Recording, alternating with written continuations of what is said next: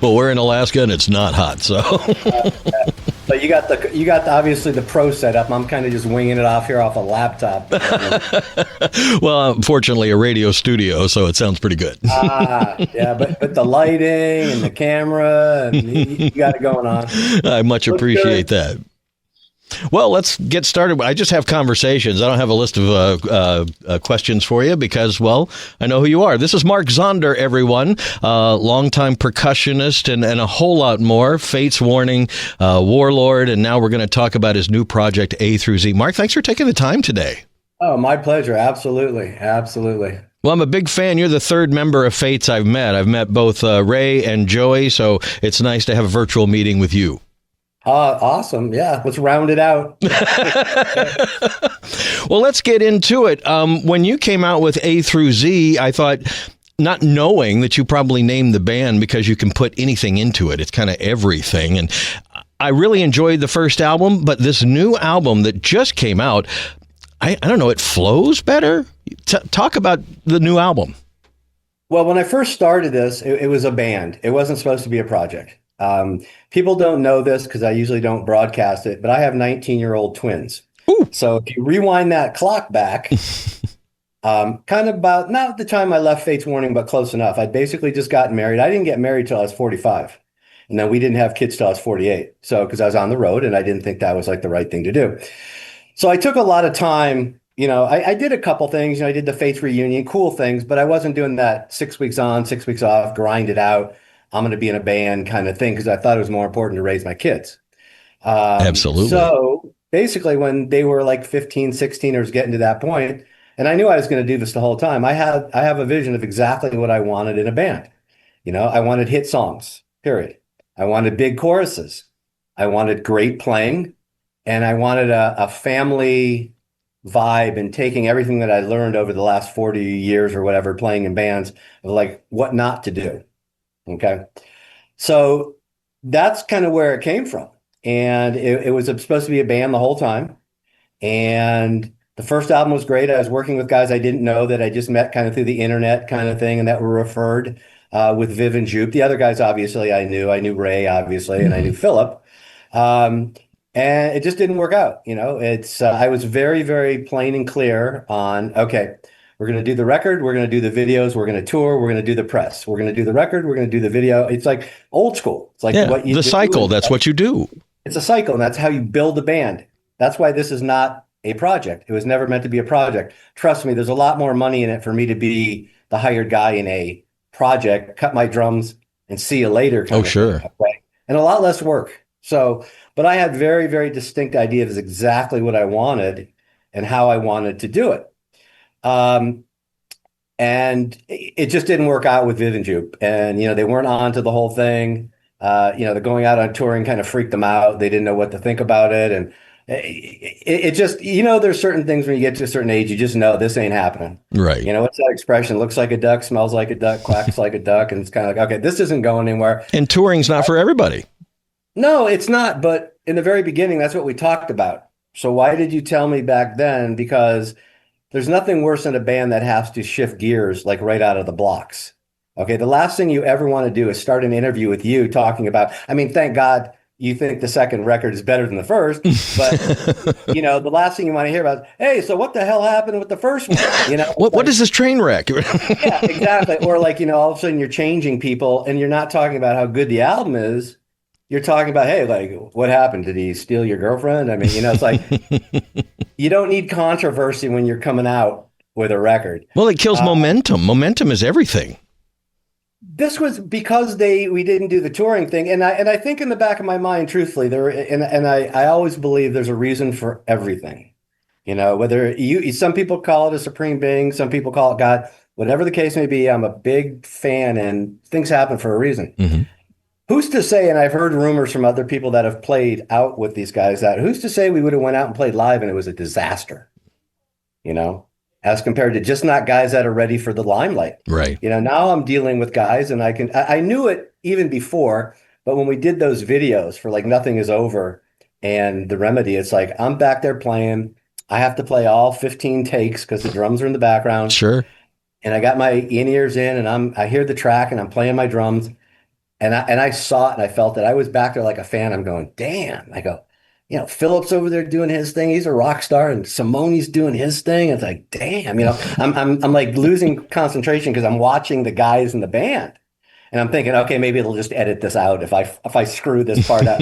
But I really saw that. I was like, oh my God, this band live.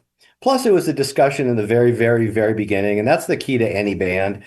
The problem, the big to me that I've learned over the years, the big fallacy about communication is you need two people for that. So I can communicate my brains out, but if the other person's not receiving it or getting it or playing a game or not, because I would rather much have someone just come up to me and say, hey, Mark, your breath stinks. I think your pills suck. Your timing is horrible. Your haircut's awful. Stick it in your ear. Okay, I'm good. At least that's direct and to the point. Yeah, we're not going to be working together, I gather. It's like, okay. So the second time around, it's kind of a long story, but the bottom line is I surrounded myself with, I figured I have to have guys that I love, guys that I trust, and guys that communicate. And here's an example. Nick Van Dyke, pretty heavy duty corporate job. And he told me, he goes, hey, we're going to do this record. I'm going to be the easiest guy that you've ever worked with. When it comes to the live thing, if I can do it, great. But if I can't do it, we'll find somebody that will. So he was straight up, hey, I can't do this. Kind of can't do this. It was the same thing when I left Fates Warning, and I told Jim, I go, it's like, I love the recording. Me and Ray we just got done with Pleasant Shade of Grey. We have a great formula. I don't have to be in the band. I don't have to be a member. I don't have to be an equal split. The money's not really the issue. I just love the creative process. But I just can't do the touring. I just got married, going back to California, looking at having kids. I just can't drop it and go, especially, I have a thriving studio business, a wife that has a law firm that I'm involved with. And I just can't do that. And he basically said, in communication, he just said, well, we need someone that can do both. Okay. I mean, that whole thing happened in about 25 seconds. That's awesome. And it worked out. So the communication is great, but I've just surrounded myself with guys that I can really communicate and they can communicate, and everything is, and they also, I think, which is more important, they all bought in to what I'm doing and where we're going. And it was said to me a few times during these videos, because that's, everybody's together. Ray's out here from Spain. Simone's from Italy. We're all here in LA. And a couple of them definitely came up to me. Jimmy and Philip, I know, and I play in Warlord with them, but the other guys said, hey, this is only happening because of what you did, And I said, I appreciate that. It's like, okay, we're all buying in. But I said to him, I go, the only reason it's happening is because everybody bought in. If everybody didn't buy in, if the singer's out here going, well, no, we need to make it more jazzy or whatever. If everybody didn't get it and trusted the decisions I made, because there's a lot of decisions.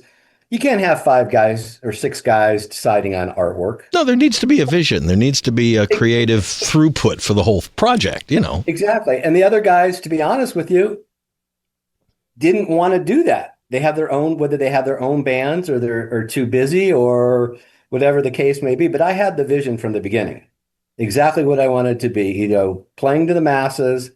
It kind of reminded me, and I know everybody gets tired of hearing about it, but when you look at a band like Journey, and I know there's 12 different incarnations of Journey. And sure. I was actually there in the very, very, very, very beginning because I was raised in the Bay Area, and we used to go see him way before Steve Perry. Right. But that whole thing of like big choruses, arena rock kind of sound, but players that on their own right are just really, really good. Neil's still really amazing. And playing for the song. They're playing for the song because, and there was many times in this recording I told Simone and Philip, those were the 2 main guys. I said, hey, play more. Philip's joke with the bass, I always say, I want to hear more high notes. I want to hear you like riffing and stepping out. You just don't have to sit there on the E note. And as the ultimate musician, he's playing for the song. So he's kind of laid back. I said, no, bring it out, bring it out. And Simone too, I go, dude, play all over the place. We'll figure it out later. We'll figure out, okay, this is too much here. This is too much. And well, that was going to be a question. I'm a big DGM fan. How did you get hooked up with him? Because he's like fireworks when he plays. Oh no, absolutely. And just and again, this isn't it's there on vinyl on disc, so we can reference it. It's my opinion, but he got put in a situation that was golden for him. Mm-hmm. Um, Nick, played all the rhythms, Mm-hmm. and here's your palette, Simone. Paint on it. Okay, no one's getting in your way. No one's telling you what to do. I didn't tell anybody what to do. It's like I want go crazy, do your thing. And again, a guy who bought in. Do you hear some shredding? Yeah. Do you hear shredding all the time? No. And the most beautiful thing about Simone and all these guys, it just wasn't Simone, it's all of them Right. on this record compared to the first one. On the first record, if I said, "Hey man, I hear this idea during the second chorus, let's all accent the triplet feel." If I got, and I would even record it and like, oh, here it is. Okay. If I got back a 70% return, I would go, okay, good. I'm good. I'm not, I know point of no return. It ain't going no further. With these guys, I would come up with an idea, and what they'd do is they'd come back and go, "Okay, Mark, that's really cute, but how about this?" And they would take it to 120. Oh, And like with Simone, I'd say, "Okay, here's this passage here. Can you play that?" And I hate to keep going back to it, but that Neil Schon, Steve Lukather style, Gary Moore, and he knew exactly what I was talking about. And he would play it. And he had come up with these great parts that were melodies. And that's what to me, the greatest bands, commercial success or to the masses, have more than one melody going on at one time. I talked to him right when the album was right before it came out, and I said, "Dude, you sound like Neil Schon, not to compare you to other guitar players, but you just have that, you can play the fast stuff, but you play to the song and you play the melodies and you craft music, kind of like Tom Scholz with Boston that creates these great guitar things." And he goes, "Man, that's like the best compliment anybody's ever given me. I mean, comparing me to Neil." And then you mentioned the Journey connection. So yeah, I think he is that kind of guitar player. He's in that league with like the Neil Schon, Lukather, Gary Moore is another one. Mm-hmm. Blackmore too, and there's a bunch of others, but not for certain reasons people might think. They're the kind of players that you almost know what they're going to play next. The first time I ever heard some of the stuff that he was laying down, I kind of knew where it was going just because it was so damn good and it resonated with me. Mm-hmm. So many musicians don't understand that because you can play 5/4 over 12 with your left hand and blah blah blah blah blah blah blah blah blah blah blah. Hey, let's write a song where every other bar changes from 8 to 9. I go, that's like riding down a bumpy road. I go, I don't get that. But with these guys, and especially Simone, when it came to the lead, he just instinctively knew, and you could hear it coming before it came. And that to me is the musician with the communication to the audience and the fans. The object of the game is not to alienate the fans. The object of the game is not to have them go run to their calculator. Okay. And he just has it. I could sit there all day and just, I feel like just sending him drum grooves and say, "Dude, just play." Right. Just play over this. just play over this. But yeah. And the other thing that was really great, again, going back to that 110% return, he would play his lead and he'd wind out with a 2-bar, let's just say little da, da, da, da. And then Ray would come in and it would be chorus out. I go, "Dude, just play that out." Total Neil Schon, but totally play that Journey. Again, more melodies, more hooks. I really think the second record has that classic thing of songs have more than one hook going on at one time. I mean, there's and the way this really comes about is when Nick was coming up with the basic idea. And him and I would put it together and arrange it. And I had different ideas and, "Hey, do this. Can we do this? Hey, how about this kind of feel or whatever?" Mm-hmm. But when we were done, when we give it to Ray, we had ideas of where okay, this is where we think the verse would be in the chorus. We were writing in that formula, everything 4 minutes, 5 minutes, whatever. Ray, I'm not going to tell you where it is. You do what you hear, because I want each guy to be totally free. And if you take 5, 6 guys, and we're all coming from different backgrounds. If you look at what everybody listens to or how they were raised, it's totally different. Right. If you take how you feel it and how you hear it, that's where the magic of A through Z comes from. It doesn't come from, the simple song that's written, but he added his part and he added his vocal part, how he felt it, not how the drummer wanted him to sing it. There were certain times I said, dude, can you hit more oomph with that? I hear more emotion. It was more about emotion and dynamics. I never said to him, oh, that line sucks, do it again, or what else you got? It wasn't that.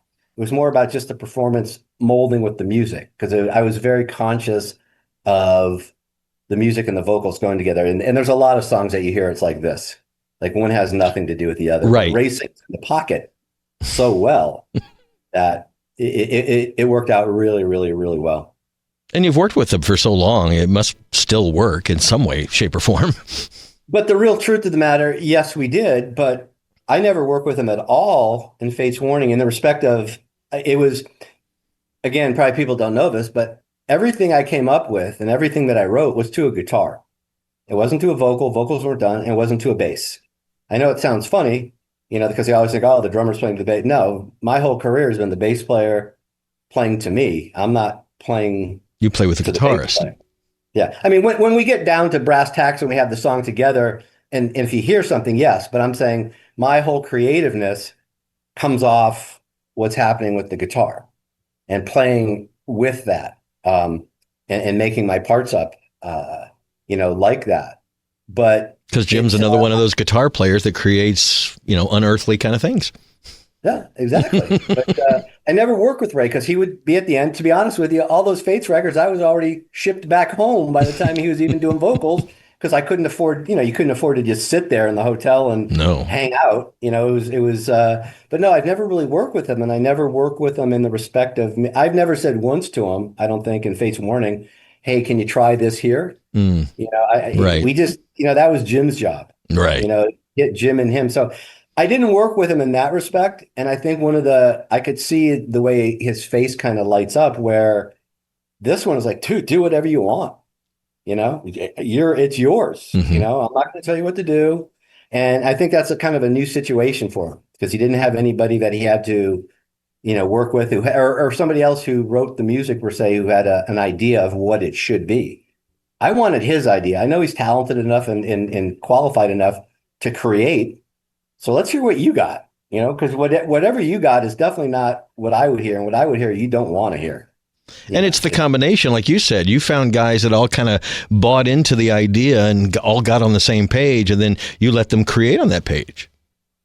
Absolutely. Absolutely. I don't think there was anything that ever came up was like, oh no, dude, you can't play that. I mean, the only guy that kind of got pushed out a little bit was Jimmy Waldo. And what happened was, the timing of this, when we first started this, it was Nick playing the guitar, Mm-hmm. and Jimmy, and Simone was just going to mix and master like he did the first album. Right. And then it got to that point where we were writing the songs, and Jimmy was playing all these different things. Nick suggested, hey, why don't we bring Simone in to play all the leads? And Nick thinks that Simone is the greatest guitar player that he's ever seen. I was like, okay, great, cool. That'd be great. But unfortunately, a lot of stuff that Simone came up with kind of pushed the keyboards out, and it was just too much. And the truth be told, and I've apologized to Jimmy 100 times and written him a couple checks. I told him, I go, if I would have known that Simone was going to be doing what he's doing from the beginning, I would not have brought you in till the end, because I wouldn't have wasted your time. Because I just love this. There's something to be said about a guitar player that's thinking kind of like a keyboard player in an orchestrative kind of picking pattern Mm-hmm. way, that just really, that I really, really, really like. And I think it's unique, and I think it's special, and I think it's what really makes a lot to do with this band special. But at the same time, I think I always look at Jimmy as, Jimmy's the dirt between your sock and your shoe, that thing with the grit. Mm-hmm. Because the Hammond organ and just his style of playing that adds that grind to it, that was not on the first record. Viv's keyboard style was, Genesis, yes, Pink Floyd, where it was kind of light and fruity. Jimmy's more about John Lord and like the edge. And I think that's a big difference between the two records as far as the sound, the heaviness. Nick's playing as well in his writing, but you're relying, now you have two guitar players and a keyboard player, all that have bite and edge, as compared to before, you're only relying on one guitar player to bring that kind of edge to it, because the keyboards really weren't bringing that kind of edge. But now everything is. Yeah, exactly. That's why when we started writing, I said, this has, it's darker, it's heavier, it's edgier, and has more bite, kind of referring to the album cover too. But, I was going to get into that because I'm sure you had a hand in the alligator. Yeah, that's an interesting story too, where the first album, and I love Hugh Syme. I always love Hugh Syme, always have. And on the first album, I just called him up and I said, Hugh, this isn't Dream Theater. We have no money, but I love your stuff. Can you work with us? And he did. Wow. To take my hat. He didn't have to. Trust me, he didn't have to. And I gave him the name of the band. And he wanted lyrics and melody lines. And the truth is, we didn't have any lyrics and melody lines at the time. But I just told him, I go, how about we skip that? Because I don't want to get into this album cover that ties to a song. I never like when bands kind of do that because it kind of limits it. And he came right back to me with the apple and the zebra. So we're good, and he's off and running. We're great. We get the idea. The second time around, though, my friend Mark Cubbage and I were talking about it. He kind of came up with that whole idea with the alligator and the zipper. Mm-hmm. And then that one we gave to you with not very distinct instructions, but we said, hey, alligator, zipper, go for it, and he did the rest basically. There was tweaks along the way. The funniest part is when he couldn't get the zipper right. Not that he couldn't get it right, but he didn't understand, dude, the zipper doesn't work if you put it on there that way. It doesn't, it goes that way. It doesn't go this way. And then he put the Z on the zipper. Typical Hugh Syme, the zebras in the background. He's got the ant, he's like just tying it all together. And because he's an artist like that. Oh, no, absolutely. Absolutely. And this just goes back to my whole theory. It was part of my plan from the beginning is if you're going to do this, you do it right. Mm-hmm. You get the best people you can find that you can afford, obviously, and you give it everything. I can't expect someone to buy a $50 steak, let's say, and I give them a $12 hamburger. That's not going to fly. Hey, man, check out our album cover. It's at www.a-z.2. And while you're there, check out the art my daughter did. And yeah, there's some lyrics there too. No, we're doing this. I decided if we're doing this, it's got to be kind of old school, full on package, the whole bit. So I think the album comes across that way, though. It doesn't sound like a project. It sounds like a fully formed band. It's supposed to. No, I'm kidding. They're all supposed to. Yeah, I'm glad you say that, but I think that's just the players that, like I said, that bought in that, and they were there. We didn't get into these. I don't remember any kind of quote compromise or something like that. The most difficult part a lot of times with the band is the mix. Hey man, this isn't loud enough. That's not loud enough. Can't hear my bass. Yeah, exactly. But when you have the guitar player in the band mixing it, you can't say, oh, the drummer pushed up the faders, or whatever. So the mix was fantastic. I did ask him how hard that is playing in a band that he's mixing. I'm sure it's easier to mix somebody that, something that you didn't have any involvement in. And he actually was very diplomatic about it. He goes, no, it's all about the music. I've talked to him before, and I think what I've kind of gathered at times was the fact that this he knew inside and out as compared to, hey, Simone, can you mix this record? Here's the tracks. Well, when he's the mix, that's the first time. And we all know you heard something 10, 15, 20 times. I'm not going to say it takes on a life of its own, but it's a little different. Mm-hmm. And, it's like they're automatically. So I would think that this would be easier, especially, part of it too, you got to remember, we're not all breathing down his back. Right. I could see how this could be a nightmare if you're all in the same room and everybody's got their hands on the faders and, this guy's bitching in the background, he's sulking in the back, and this guy's doing bong hits because he's depressed. I could see that could be difficult, but he's there by himself. We all know what good sound is. And we kind of had a whole drum thing going from the first album. So there was no new experimentation. The one thing I think part of this reason this album also sonically sounds a little better is, I'm not sure if you're familiar with the whole thing of reamping guitars and all that kind of stuff. I kind of wasn't, but I am now. On the first album, we wanted the guitar player, Jupe, to turn in his tracks dry, and you can turn them in all affected and stuff so Simone can get an idea. And what's interesting is these guys know each other, so it's not like they have any kind of problem. It's like they actually played together.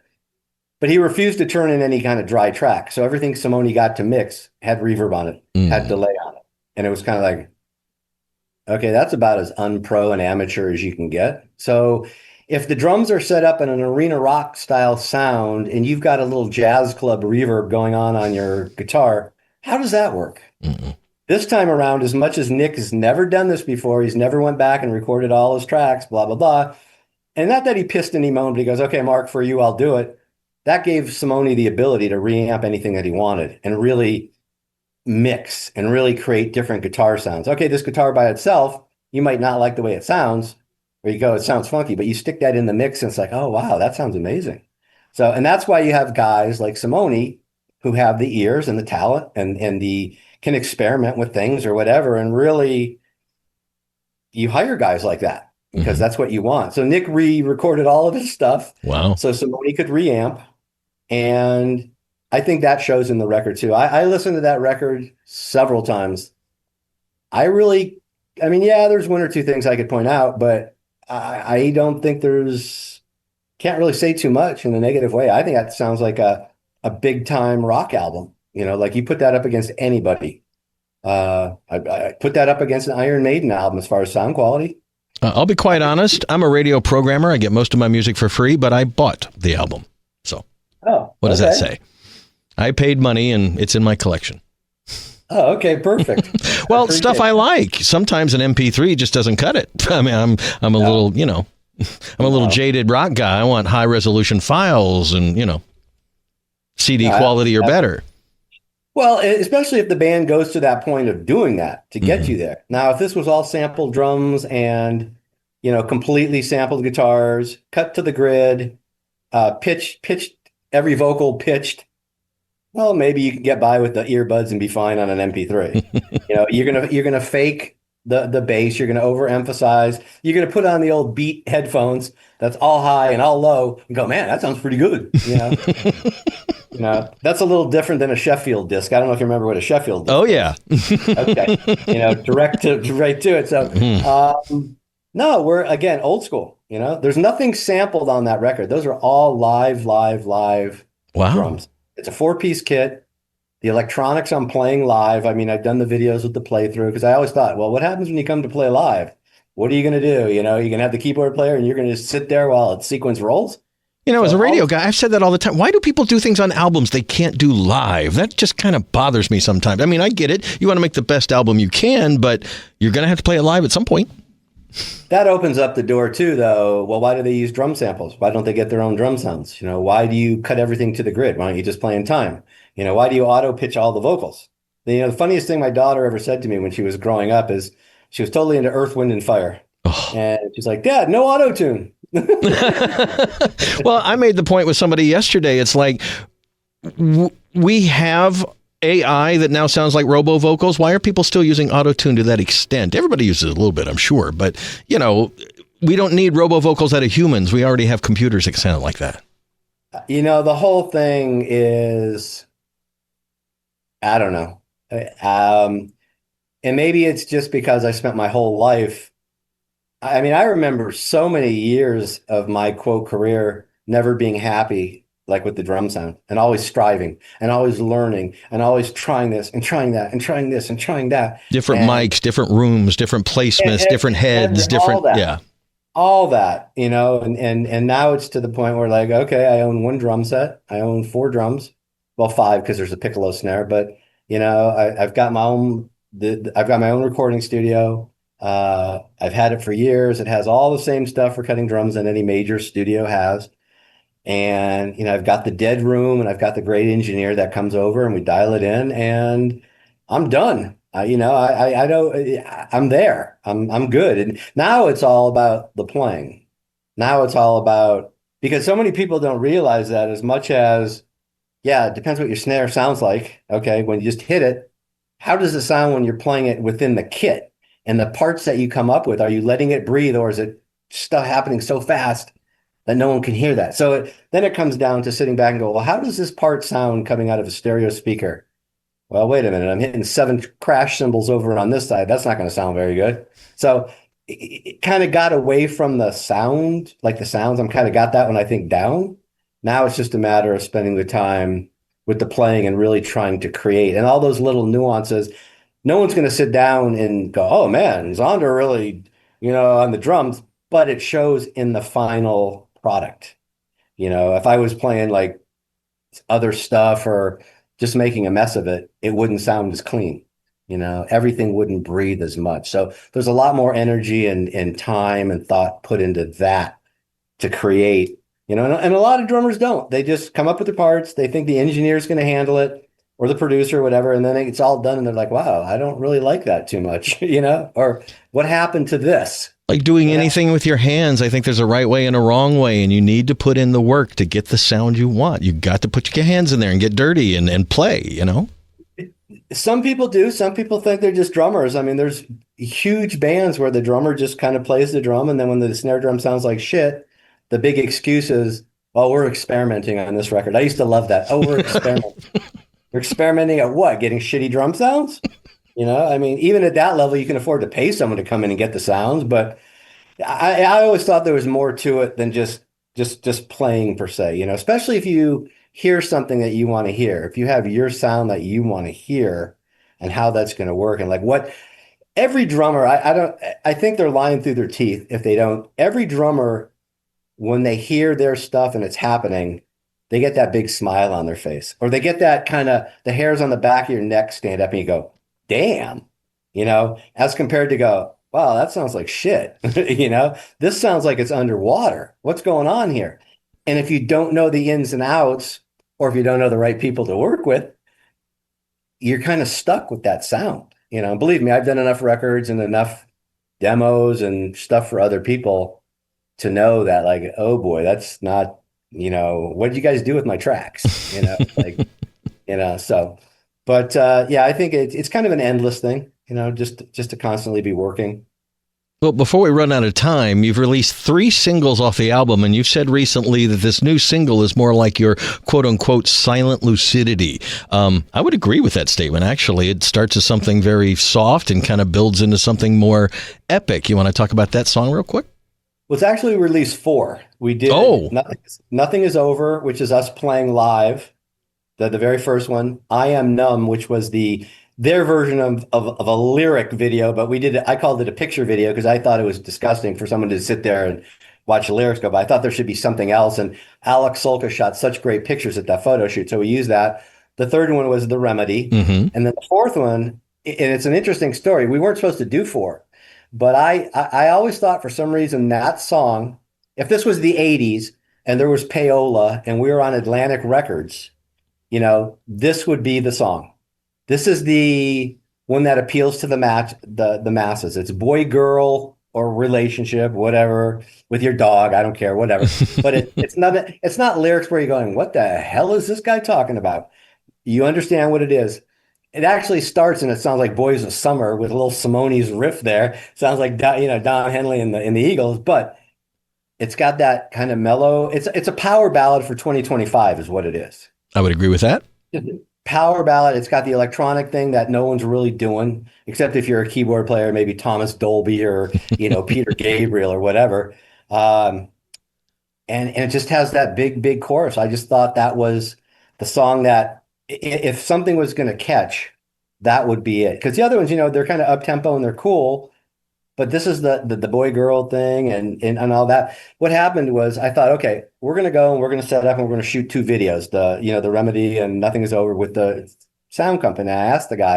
Video company, I asked the guy ahead of time, hey, if these guys are all, we're going to learn and everything at the very, very end before we tear it down, since we spent all day setting it up, can we just run through this really quick? Because I knew if I had this, I could make something of it. And my buddy actually did when you see those other scenes in there with the guy walking around and all that and the girl, so he did a whole video. So I knew I had, quote, B-roll. Like, let's just knock this out. Let's get the most for the bang for our buck. Unfortunately, what happened was we did the one take. Ray and who was it? It was Ray and Nick were just like so burnt. They're like, oh man, we're just so tired. So they never got anything of the drums or anything. They just got the front line of everything.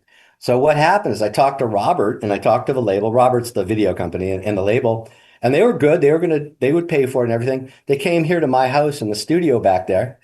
Robert set up that same kind of backing thing and shot all drum stuff and then just put the whole thing together. Because I just knew that was for some reason, is it exploding? No. Will it explode later? I don't know. I just thought that was, like I said, if it was 1980 and there's payola and a bunch of hookers and blow and Atlantic Records, Nick Van Dyke always says to me, goes, man, this was the 80s. We'd be on a private jet right now, right? Right. That kind of thing. I just think the song is brilliant. I think it's catchy as hell. I think it's extremely emotional. It's a great roller coaster ride. The lead is retarded. I mean, it's just unbelievable. And it has like the power, and it's just a great song. Well, I mean, congratulations on the song and the album, Mark. It's fantastic. No, I appreciate it. Future plans? What are we going to do next? You see, we've been trying to get this on the road now since we even finished the record, basically, and it is so difficult. It's not the guys. The guys are ready to go. That's not a problem. Obviously we all came to LA, to do videos for a week or whatever. I mean, it can be done. Oh, no. That's why they have airlines and airports and stuff like that. It's just very difficult. Mm-hmm.